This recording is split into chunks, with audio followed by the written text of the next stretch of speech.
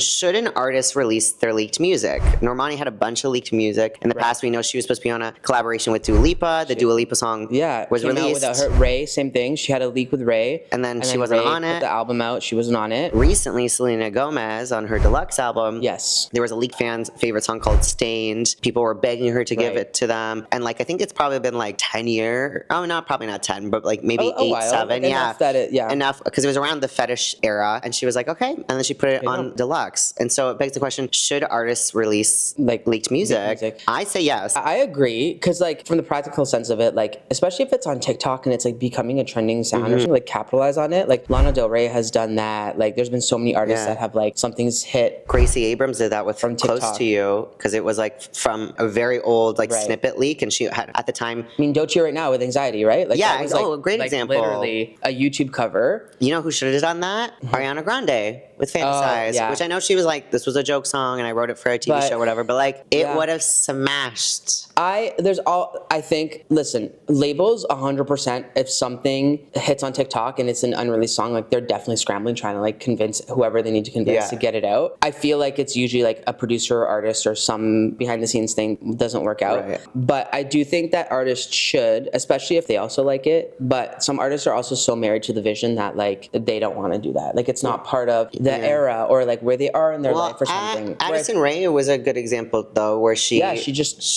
was like kind of working on a different sound already, but because that EP leaked, she was like, all right, you guys can have it if you liked it so much. With it. It was a good EP. Yeah. And like look where it got her. Like she's doing her thing. Because I feel like because she leaked the EP, gays 100%. we're like, oh, I'm excited to see what she does next, which is why Diet Pepsi did so well. I agree. I think her releasing that EP helped the trajectory of this. I think if she had just waited and done this, we wouldn't have taken her as seriously, and she just would have been a TikTok girl. But you know what I also find interesting, and I feel like I've been dropping Camila Cabello so much in this episode. But it's fine. Last time. Okay. She had a song called Scar Tissue that leaked. First album. That like got redone. Because it was like from the Healing. I think it was like from the Healing, era. like the first original album concept. But she never released it. But then she performed it on tour because it was like leaked. I hate that. And that to me was like, because you know your audience is singing it. I hate that. You know your audience loves the song, and you acknowledge that this song exists because it's now on the set list. So why did it never get released? Because my original thought was like, oh, she's obviously going to release it at the end of the tour. And it never came. Lana Del Rey did it too with Serial Killer, which is a great Lana Del Rey. It's still not out? No, still not out. And same thing, it was a leak, like a fan favorite leak, never released it. And artists do it all the time, and I think it's kind of cute. But at the same time, like you're also just playing on that same thing. The only thing I can think of again is like she just can't release it because she doesn't have some sort of ownership. But at the same time, it's like, just don't tease us like that. Just move on.